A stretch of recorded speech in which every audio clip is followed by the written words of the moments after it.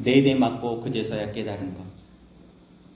스승님의 코칭 덕분에 2,000명 교인 만들기 욕심을 내려놓고 2명 그리스도의 신부 만들기 프로젝트로 처음에 좀 덜 부담스럽게 월요일부터 3월 미모틴, 미라클 모닝 루틴 만들기 일기와 세칭 감량, 세율 일기, 3층 5감 일약 시즌 1을 새롭게 시작했다.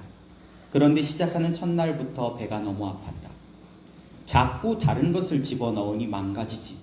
자꾸 넣지 말라는데 휘발유차에 경유를 넣는 어리석은 자가 바로 나였구나. 나 들으라고 주신 설교였구나. 토요일에 족발 먹을 때, 주일 점심에 만둣국 첫 숟가락을 떠먹을 때, 저녁에 탕수육이 좀 더 먹고 싶을 때 몇 번이나 미리 경고하셨는데 알면서도 가르치기까지 하면서도 정작 실천하지 않는 내가 부끄러웠다. 천천히 고장나서 죽어가고 있는데 또 괜찮아지니까 정말 괜찮은 것처럼 착각하고 방심하고 있었구나.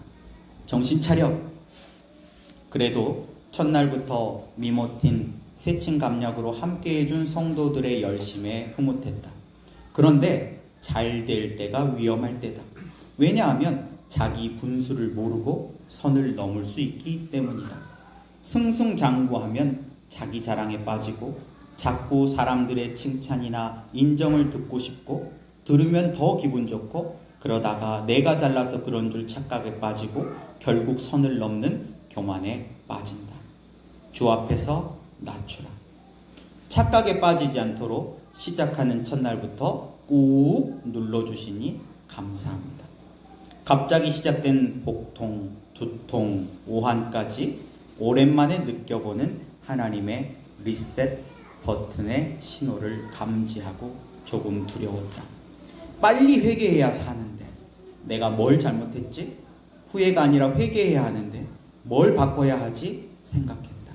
하지만 쉽게 뭘 잘못했는지 해답을 찾지 못했다.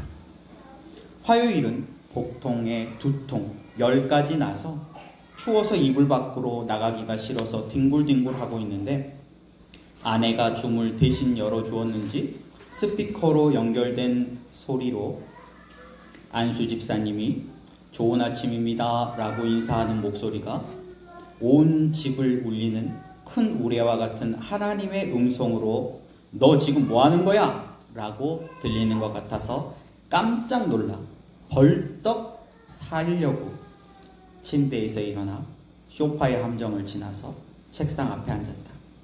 그런데 몸이 너무 힘드니까 아무것도 못하고 책상에 앉아만 있다가 결국 다시 침대에 누워버렸다. 누워만 있으니 내가 할 수 있는 것이 하나도 없구나. 주가 일하시네. 찬양의 고백이 저절로 나왔다. 주님, 지금까지 자기 경영을 해온 노하우가 있으니 이 정도는 제가 알아서 할 수 있어요. 라고 선을 넘는 위험한 생각을 하고 있었구나. 아내가 소그룹 리더 단톡방에 기도 제목들을 올리면서 내가 아픈 것도 소문을 내서 기도 지원을 받고 오후에 4종 주사 선물 세트를 일부러 챙겨오신 권사님 덕분에 많이 회복되어 아내가 사다 준 야채죽으로 오랜만에 한 끼를 먹었다. 수요일 아침 미모틴으로 하루를 시작했다. 아직 몸의 컨디션은 힘들었지만 이겨내야 한다는 확신이 들었다. 이번 고난은 하나님이 허락하신 것이지만 내가 실수로 선택한 것이고 그 틈을 사탄이 공격한 것이었다. 교회가 뭔가 변화의 역동이 일어나려고 하니 영적 공격이 시작된 것이다. 이런 감동이 오니 눈이 번쩍 떠졌다. 저녁에 수요 통독 학교까지 잘 마쳤다. 그런데 아내가 오늘 말씀이 너무 귀에 쏙쏙 들어오더라 칭찬을 하는데 또 잠깐 선을 넘었다. 아픈데도 동영상을 보면서 준비하려고 애쓰니까 성경 스토리가 줄줄 나오지. 아차, 자기 자랑. 설교 잘한다는 소리가 아직도 듣기 좋았다. 마음속으로 잠깐 스쳐 지나가는 생각이었지만 하나님께 올려야 할 영광을 내가 훔쳤다고 생각하니 순간 아찔했다. 그래서였을까? 목요일 새벽부터 다시 시작된 오한에 너무 떨었더니 온몸이 두들겨 맞은 것 같아서 몸살에 힘들었다. 거기다 목에 뭐가 딱 걸린 것처럼 가래가 차고 가슴이 타는 듯 아파서 큰 병인가 불안했다.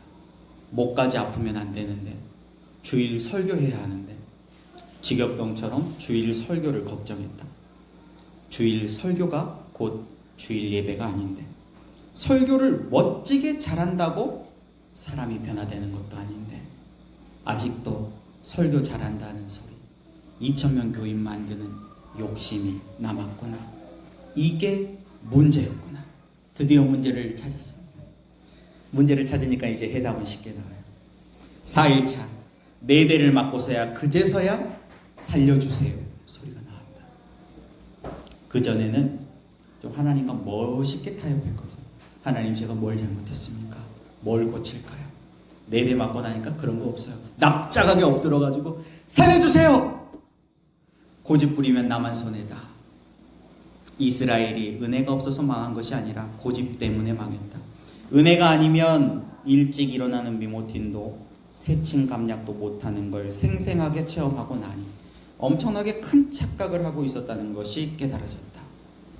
첫 번째, 어떻게 성부 하나님께 첫 것을 드릴까 생각하고 있는데 눈에 보이는 어른도 공경하지 못하면서 눈에 안 보이는 하나님 아버지를 어떻게 어른으로 공경하겠느냐라고 물으시는 것 같았다.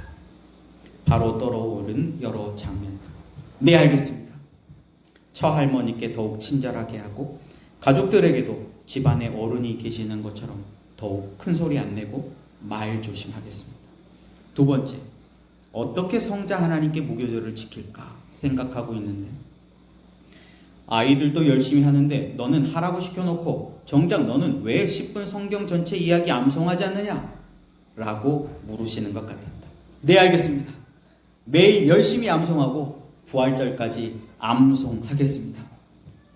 세 번째, 어떻게 성령 하나님께 구름기둥 불기둥을 따라갈까 생각하고 있는데 너는 따라가라고 가르치면서 정작 너에게 붙여준 목자는 왜 안 따라가고 있느냐?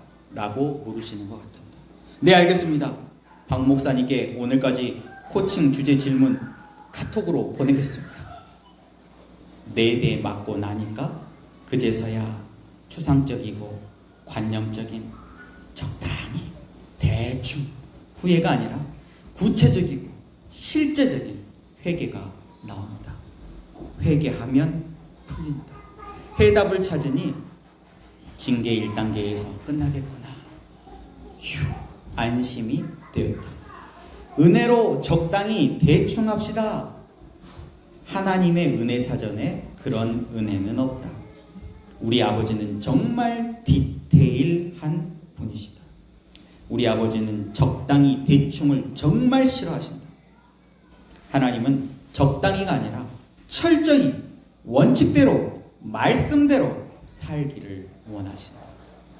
6월절에 그 피를 볼 때 그냥 넘어가신 것이 아니라 일단 넘어가신 것처럼 지금 내가 죽을 바봐 일단 넘어가시는 거지 절대 그냥 넘어가실 분이 아니시다. 내가 왕 같은 제사장이라면 내 속에 조절되지 않는 은밀한 욕심, 혈기, 고집, 증오, 거짓됨, 악한 생각, 나태함, 열등의식, 정욕 등 악한 것들을 하나씩 철저하게 찾아내서 제거하고 그 부분을 정확하게 찔러 쪼개서 각을 뜨고 완전히 태워서 번제로 드리지 않으면 하나님의 임재가 있는 지성소를 향해서 한 발짝도 더 나아갈 수 없다. 아침에 물을 벌컥벌컥 마시는데 물이 달고 감사가 넘친다.